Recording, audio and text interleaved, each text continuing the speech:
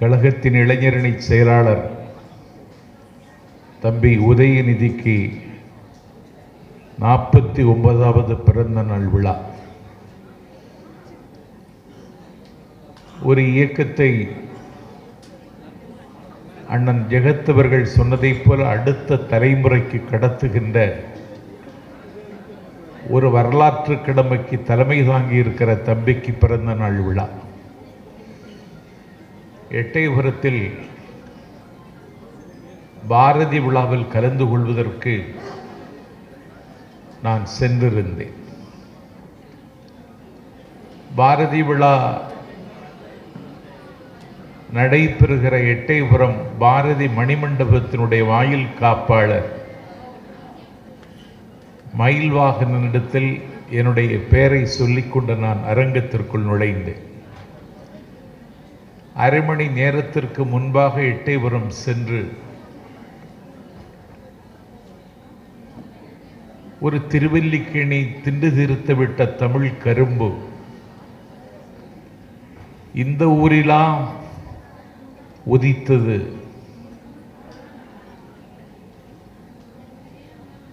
ஒரு விடுதலை கிடைப்பதற்கு முன்னாலேயே ஆனந்த சுதந்திரம் அடைந்து விட்டோம் என்று பள்ளுப்பாடி இவன் இங்கேயா பிறந்தான். ஒரு நூற்றாண்டு கால சோம்பலை முறித்த பாரதி பிறந்த மண்ணில் நான் வலம் வந்த பொழுது ஒரு வட்டமான பாறை கழுத்தில் மாலையோடும் கண்களில் கனவுகளோடும் திருமணம் செய்து கொண்ட தம்பதிகள் தொட்டு கும்பிடுகிற காட்சியை நான் பார்த்தேன். எட்டயபுரம் பாரதி மணிமண்டபத்தினுடைய வாயில் காப்பாளர் வணக்கத்திற்குரிய பெரியவர் மயில்வாகனிடத்தில் கேட்டேன், இந்த வட்டமான பாறையை மனம் செய்து கொண்ட மக்கள் தொட்டு கும்பிடுகிறார்களே, இதனுடைய தாற்பயம் என்னவென்று கேட்டேன். அவர் சொன்னார், இந்த வட்டமான பாறையை தொட்டு தூக்கி தோளில் வைத்துக் கொள்ளுகிறவர்களுக்குத்தான் இந்த வட்டாரத்தில் அந்த நாளில் பெண் கொடுத்தார்கள். பிறகு என்ன ஆயிற்று என்று கேட்டேன். அந்த வட்டமான பாறையை தொட்டு தூக்கி தோளில் வைக்கிற வலிமையை இளைஞர்கள் காலத்தால் இழந்து விட்டதற்கு பிறகு வட்டமான பாறையை உருட்டி விட்டால் போதும் பெண் கொடுக்கலாம் என்று தளர்த்தினார்கள். பிறகு என்ன ஆயிற்று என்று கேட்டேன். இப்போது வட்டமான பாறையை உருட்டுவதற்கு கூட இளைஞனுக்கு ஆற்றல் போய்விட்டது. அதனால் தொட்டு கும்பிட்டால் போதும் என்று அவனுடைய நிலைமைக்கு ஏற்ப நிபந்தனையை நாங்கள் தளர்த்தி இருக்கிறோம் என்றார். ஆகவே இளைஞர்கள் காலத்தால் ஆழ்வலியும் தோல்வலியும் இழந்துவிட்ட இந்த சமூகத்தில் அதே இளைஞனை மீண்டும் தயார் செய்வதற்கு திராவிட முன்னேற்ற கழகம் தம்பி உதயநிதியை இன்றைக்கு களத்தில் நிறுத்தி இருக்கிறது. ஒரு முக்கியமான கடமை, காலத்தீயில் கருகி போகாத இந்த லட்சியங்களை அடுத்த தலைமுறைக்கு மடை மாற்றுவதுதான். Life is real, life is earnest. அதே நேரத்தில் நம்முடைய லட்சியங்கள் தான் நம்முடைய அடையாளங்கள். தூக்குமரத்தின் மேடையில் நிற்கிறான் லிபியாவினுடைய விடுதலை வீரன் உமர் முக்தார். அவனுக்கு தூக்கு தண்டனை உறுதி செய்யப்பட்டு விட்டது. அவன் மரண மேடையில் நிற்கிறான். ஒரு மரண தண்டனை கைதியிடத்தில் வழக்கமாக கேட்பது, வாட்ஸ் யுவர் லாஸ்ட் டிசைர், உன்னுடைய கடைசி ஆசை என்ன என்று உமர் முக்தார் இடத்தில் கேட்டார்கள். உமர் முக்தார் சொன்னார், நான் வழக்கமாக ஓதுகிற என்னுடைய திருமறை திருக்குர்ஆனை தாருங்கள், நான் அதை ஓதிவிட்டு சாகிறேன் என்றார். அவர் ஓதுகிற திருக்குர்ஆன் மரண மேடையில் அவர் கையில் கொடுக்கப்பட்டது. அவர் விரித்து படிக்க எத்தனித்தார். கண் பார்வை மங்கி இருந்த நிலையில் அவரால் படிக்க முடியவில்லை. என்னுடைய கண்ணாடியை தாருங்கள் என்று கேட்டார். நான் கல்லூரி மாணவனாக இருந்த பொழுது பார்த்த படம் உமர் முக்தார். அவர் மரண மேடையில் நின்று கண்ணாடியை தாருங்கள் என்று கேட்கிற பொழுது அவருடைய பேரன் அந்த கண்ணாடியை எடுத்துக்கொண்டு மரண மேடை நோக்கி ஓடி வருவான். அப்பொழுது உமர் முக்தார் சொல்லுவார், we will never surrender, we will either win or die, we have the next generation to fight, the generation after next. ஆகவே என்னுடைய தலைமுறையை அடுத்த தலைமுறைக்கு என்னுடைய லட்சியத்தை கடத்துவதற்கு கண்ணாடி எடுத்துக்கொண்டு வருகிறான் எங்கள் தம்பி உதயநிதி என்கிற பெருமிதத்தோடு அவருடைய பிறந்த நாளை நாங்கள் உற்சாகத்தோடும் உத்வேகத்தோடும் கொண்டாடுகிறோம். சுயமரியாதை இயக்கம் தன்னுடைய 100ஆண்டு விழாவையும், திராவிட முன்னேற்றக் கழகம் தன்னுடைய பவள விழாவையும் கொண்டாடி கொண்டிருக்கிற காலத்தில் தம்பி உதயநிதிக்கு விழா எடுக்கிறோம் என்றால் சும்பி போய்விடவில்லை எங்கள் தோள்கள், காம்பி போய்விடவில்லை எங்கள் லட்சியங்கள். அன்னை முலைப்பால் வீரம் இன்னும் குறையவில்லை, அண்ணா மூட்டிய அனல் இன்னும் அணையவில்லை, ஈரோட்டு வெடிமருந்து இன்னும் தீரவில்லை, அதை எடுத்து செல்லுவதற்கு உதயநிதி இருக்கிறான் என்கிற நம்பிக்கையை பதிவு செய்வதற்கு தம்பிக்கு நாங்கள் விழா எடுத்துக் கொண்டிருக்கிறோம். Policy sector and power sector, நானெல்லாம் பவர் செக்டர் பக்கம் வரவே முடியாது, விருப்பமும் இல்லை. ஆனால் பாலிசி செக்டரிலும் அழுத்தமாக கால் ஊன்றி, பவர் செக்டரிலும் அழுத்தமாக கால் ஊன்றி ஒரே நேரத்தில் தலைவர் கலைஞரை போல தளபதியைப் போல படை நடத்துகிற பாங்கினை தம்பி உதயநிதி இயல்பாகவே பெற்றிருக்கிறார். உலக வரலாற்றில் திராவிட இயக்கம் 100ஆண்டு விழாவை காணுகிறது. உலக வரலாற்றில் பல இயக்கங்கள் காணாமல் போய்விட்டன, வல்லமையுள்ள தலைமை இல்லாத காரணத்தினால். வல்லமையுள்ள தலைமை மலினமாகி போகுமானால் அந்த இயக்கம் தன்னுடைய உயிர்த்தன்மையை இழந்துவிடும். ஆகவே அதை காலம் காலமும் கட்டி நிறுத்துவதற்கு வல்லமை உள்ள தலைவர்கள் தேவைப்படுகிறார்கள். அந்த வல்லமை உள்ள தலைமையை இன்றைக்கு அண்ணன் ஸ்டாலின் உதயநிதியின் தோளில் திணித்திருக்கிறார். அவனுடைய எளிய தோளில் அவன் ஒரு பெரிய சுமையை சுமக்கிறார். ஆகவே ஆட்சி கட்சி என்ற 2 தேரையும் அவர் இழுத்து வருகிறார். அண்ணன் ஸ்டாலின் 2 லட்சம் இளைஞர்களை இளைஞரணிக்கு சேர்த்து கொண்டு வா என்றார், சேர்த்து கொடுத்தார். அண்ணன் ஸ்டாலின் ஒரு 100 சொற்பொழிவாளர்களை அடையாளம் கண்டு அண்ணன் ஜெகத் ரட்சகன் தலைமை தாங்குகிற பிரபகண்டா விங்குக்கு கொடு என்று சொன்னார். சொற்பொழிவாளர்களுக்கான பேச்சு போட்டிக்கு வாருங்கள் என்று அழைப்பு விடுத்தால் மிகுந்த பெருமிதத்தோடு சொல்லுகிறேன், மேடை தமிழுக்கு பின்னடைவும் தேக்கமும் வந்திருக்கிற காலகட்டத்தில் திராவிட முன்னேற்றக் கழகத்தில் சொற்பொழிவாளர் ஆக வேண்டும் என்ற கனவோடு மனு செய்தவர்கள் மட்டும் 17,500 பேர். உலகத்தில் எந்த இயக்கத்திலும் இது நடக்காது. அந்த 17,500 பேருக்கும் மாவட்டம் தோறும் எலக்ஷன் காம்படிஷன் பேச்சு போட்டி நடத்தி மாவட்டத்தில் தேர்வு கொஞ்சம் பேரை தேர்ந்தெடுத்து பிறகு மண்டல அளவில் பேச்சு போட்டி நடத்தி மாவட்டத்தில் தேர்வு செய்தவர்களுக்கு அங்கே போட்டி நடத்தி மண்டலத்தில் தேர்வு பெற்றவர்களுக்கு கடைசியாக இறுதி பேச்சு போட்டியை தலைநகர் சென்னையில் வைத்து திராவிட முன்னேற்றக் கழகத்திற்கு அடுத்த தலைமுறையில் இளைஞர் துடிக்கின்றார். தமிழின் நிலை எண்ணி இளைஞர் அடைகின்ற கேடுகிறார். இங்கு விளையாட வேண்டாமை ஆள வந்தார்.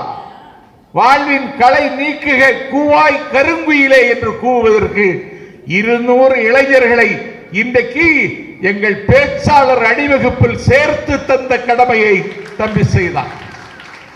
தந்தை பெரியாரின் காலத்திலிருந்து திராவிட இயக்கத்தை வாசித்து வருகிற ஒரு மாணவனாக உங்களிடம் நான் பதிவு செய்கிறேன். பெரியார் காலத்தில் நடக்கவில்லை, அண்ணாவின் காலத்தில் நடக்கவில்லை, கலைஞர் காலத்தில் நடக்கவில்லை, அண்ணன் ஸ்டாலின் காலத்தில் நடக்கவில்லை. இன்றைக்கு தம்பி உதயநிதி ஸ்டாலின் தமிழகம் முழுவதும் 250 பாசறை கூட்டங்களை இன்றைக்கு நடத்தி காட்டியிருக்கிறார். ஆகவே கூடினோம் கலைந்தோம் என்று இல்லாமல் கொண்டிருக்கக்கூடிய லட்சியங்களின் மீது ஒரு மாறாத பற்றுள்ள ஒரு தலைமுறையை உருவாக்க வேண்டியது இன்றைக்கு மிக முக்கியம். ஏனென்றால் அரச பயங்கரவாதத்தினுடைய துணையோடு மதபயங்கரவாதம் தமிழ்நாட்டில் படையெடுப்பதற்கு எத்தரிக்கிறது. அதை தங்கை மதிவதனி இங்கே சுட்டிக்காட்டினார். இது மிகுந்த ஆபத்தானது. அவர்கள் அநியாயத்தின் எந்த உச்சிக்கு போவார்கள். இன்றைக்கு ஒரு நீதிமன்றத்தை அவர்கள் விலைக்கு வாங்குகிற நிலைமைக்கு ஒரு மலிவான அரசியலை நடத்துகிறார்கள். இந்தியாவினுடைய பன்முகத்தன்மையை பாடையில் வைக்க துடிக்கிறார்கள். ஒரே நாடு, ஒரே மொழி, ஒரே கலாச்சாரம், ஒரே ரேஷன் கார்டு, ஒரே பத்திரப்பதிவு என்று சொல்லி ஒரு அகண்ட பாரதத்தை கோல்வாக்கர் கண்ட நினைவை கோட்சேவின் இந்தியாவை சிருஷ்டிக்க விரும்புகிறவர்கள் இன்றைக்கு அதை நடைமுறைப்படுத்துவதற்கு நினைக்கிறார்கள். அதற்கு இன்றைக்கு கூச்சமில்லாமலும் குற்ற உணர்வு இல்லாமலும் அதிகாரத்தை பயன்படுத்துகிறார்கள். இதை எதிர்கொள்வதற்கு ஆற்றல் மிகுந்த ஒரு சேனையை உருவாக்கி தீர வேண்டும். India could not be considered as a nation. India ஒரு நாடல்ல, இணைக்கப்பட்ட துணைக்கண்டம் என்று சொன்னவர் எங்கள் மூலத்தலைவர் டி.எம். நாயர். ஏதோ திராவிட இயக்கம் ஏதோ தோன்றி மறைகிற இயக்கம் அல்ல. இன்றைக்கு நீங்கள் பட்டதாரிகள், இன்றைக்கு எல்லோரும் கல்வி கற்றவர்களாக இருக்கிறார்கள். ஆனால் அன்றைக்கு தென் தமிழகத்தில் இருந்து கல்வியை தேடி சென்னைக்குத்தான் வந்தாக வேண்டும். பச்சையப்ப முதலியாரே ஹோட்டலில் சென்று சாப்பிட முடியாது. சாப்பிடுவதற்கு பிராமணால் கவைக்கு போனால் சாப்பாடு கொடுக்க மாட்டான், எடுப்பு சாப்பாடு தான் அன்றைக்கு கிடைக்கும். அப்படி இருந்தது இந்த சமூகம்.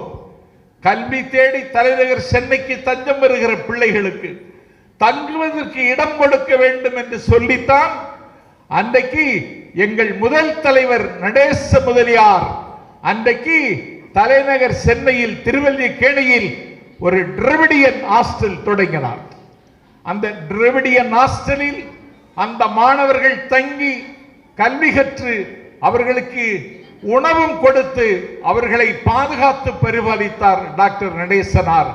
அதனுடைய பேர் டிராவிடியன் ஹாஸ்டல். இதுதான் எங்கள் வேர்.